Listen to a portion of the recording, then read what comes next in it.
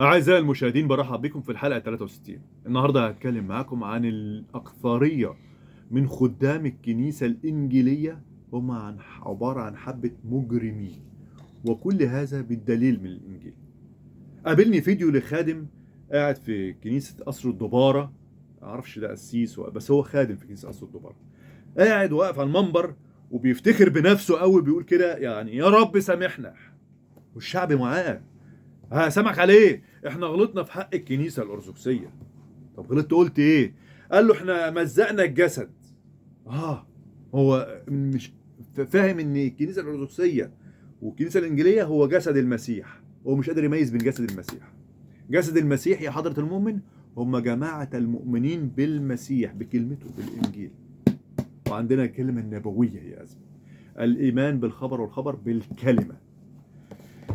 فبيقول كده يا رب سامحنا، مجرم مش قادر يميز بين جسد الرب. رجع تاني بعد كده وقال لك ايه؟ سامحنا احنا غلطنا في حق الكنيسه الارثوذكسيه وقلنا العذراء ما بتظهرش، رغم ان الانجيل هنا بيقول في كورنثوس الثانيه 11 14 ولا عجب لان الشيطان نفسه غير شكله الى شبه ملاك نور. غلط. وفي صموئيل الاول 28 اللي ظهر للملك شاول الجن، لان ده مكتوب في اخبار الايام الاولى 10 13. شاول مات بخيانته اللي خان بيها الرب، ولاجل طلبه الى الجان للسؤال. في العهد الجديد في مرقس 9 ظهر موسى وإيليا، لأن الرب في مرقس 8 وعد وقال كده في ناس من اللي هنا مش هيموتوا إلا لما يشوفوا مجيء ابن الإنسان بقوة. ده لو اداهم لمحة بس، وراهم لمحة من المجيء التاني مش أكتر ولا أقل. لكن للأسف الشديد المجرم ده بيقول احنا غلطنا إن احنا قلنا إن العذراء ما بتظهرش. غلطنا في حق الكنيسة الأرثوذكسية. غلطت إنك اتكلمت بكلمة ربنا يا مجرم. غلطت إن قلت لهم الحق من كلمة ربنا. هذا الخادم مجرم اللي في داخل الكنيسه الانجيليه قصر الدباره. يرجع بعد كده الخادم دوت يقول لك ايه؟ احنا قلنا بالايمان هنروح السماء، هم قالوا بالاعمال. يقول لك ايه؟ هي لا بالايمان ولا بالاعمال، امال بايه؟ هتروح بالمركبه الفضائيه ولا تروح بايه؟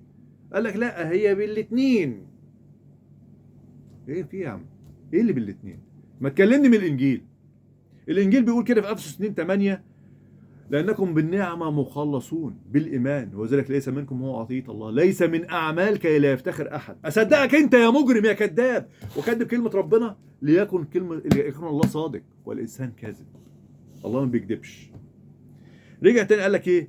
سامحنا احنا قلنا كلام جارح في حق القساوسة وفي حق الخدام الكنيسة الأرثوذكسية. طب القساوسة بتاعت الكنيسة الأرثوذكسية يا حضرة الخادم بيقبلوا السجود من الناس. الانجيل والمسيح بيقول كده، الانجيل بيقول بيقول كده هو متى 4 10 فاذهب يا شيطان ما مكتوب للرب لك تسجد واياه وحده تعبد. في بطرس الرسول اللي كان قاعد مع المسيح واستلم منه اللي هم بيدعوا ان هم استلموا من الرسل، جه واحد اسمه كارنيليوس يعمل له سجود احترام، رفض وقال له قم انا ايضا انسان. انهي بقى استلامهم ما استلموه؟ رايح انت تنافقهم في ايه؟ انت غلطت ان انت قلت لهم ان ما تقبلوش سجود من حد يا مجرم. اسمع بقى اللي جاي كمان. بيقول لك ايه؟ البابا توادرس بيقول ده انت واقف على منبر الكنيسه الانجيليه، المفترض انك بتشهد بكلمه ربنا الانجيليه، انك تتكلم من الانجيل. البابا توادرس ايه؟ انت نسيت الايه اللي في متى 23 9 لما المسيح بيقول لا تدعوا لكم ابا على الارض لان اباكم واحد الذي في السماوات.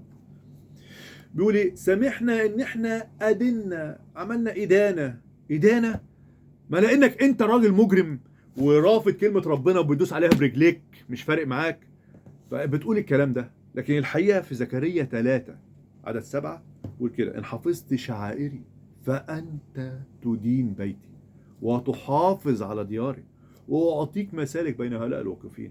لكن لانك انت مجرم فبتدوس على كلمه ربنا برجلك. وللاسف الشديد الأكثرية من الخدام في قصر الدبارة الكنيسة الإنجيلية ماشيين في نفس المنهج دوت. رجع تاني قال لك بعد كده دوت يعني أنا بطلب السماح إن إحنا غلطنا في حق أم النور. فين أم النور في الإنجيل؟ مفيش أم النور في الإنجيل. هي قالت أنا أمة الرب، عبدة الرب، مش أم النور. بطل بقى كذب وتدليس على كلمة ربنا. عزيزي المشاهد، يا اللي بتسمعني، يا خدامي، يا اللي بتسمعوني في قصر الدبارة وغير قصر الدبارة في الكنائس الإنجيلية، خدوا عبرة من الراجل المجرم ده اللي مش قادر يميز بين جسد الرب. قولوا الحق زي ما هو في الإنجيل، مالكوش دعوة بالنفاق والكذب، اللي يقبل يقبل واللي ما يقبلش ما يقبلش. المسيح دخل الهيكل وراح فتح وقال لهم المكتوب، مسكوه عايزين يرموه من فوق جناح الهيكل. الحق، قول الحق زي ما هو، ما تسكتش. هسمعك جزء كده من الخادم المجرم ده علشان ما تقولش ان انا بقول عليه كلامه بس. اسمع كده. قلنا ان العذراء ما تظهرش، والكلام كتير اتقال، كلام سلبي وكلام جارح للكنيسه الارثوذكسيه والكنيسه الكاثوليك. يا رب سامحنا،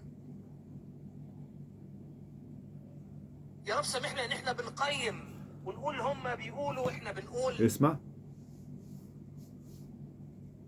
هم بيقولوا الاعمال واحنا نقول الايمان، وهي ولا الايمان ولا الاعمال. يروح بالباراشوت، هي الاثنين مع بعض. يا رب سامحنا ان احنا اصدرنا احكام واحنا فاكرين ان احنا بنفهم، بينما فعلا كلمتك هي انت بني ادم عديم الفهم، لانك مش بتتكلم من كلمه ربنا. يا رب لو بتتكلم من كلمه ربنا تبقى فاهم كلمه ربنا صح.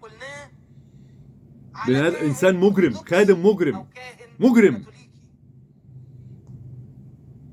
يا رب سامحني على كل حاجه انا قلتها على الطائفه الثانيه. مجرم. احنا بنينا سدود بيننا وبين بعضينا. يا رب احنا جايين عند كل سد وعند كل قفله النهارده بنقول لك ايه؟ اسمع بقى الحته الاخيره عايز المشاهد. تيجي بلدنا تاني يفتقدنا. هيفتقدك ازاي يا بني ادم وانت منافق وانت راجل مجرم في جسد الرب؟ رنموا بقى ارحمنا يلا، ويا ريت كمان بالمره تعمل كيريا ليسون ارحمنا 100 مره على 4 اتجاهات، وهات لك بقى السيس ارثوذكسي واعملوا مسبح هناك عندكم يلا، ما بيت كوسه وهيصه.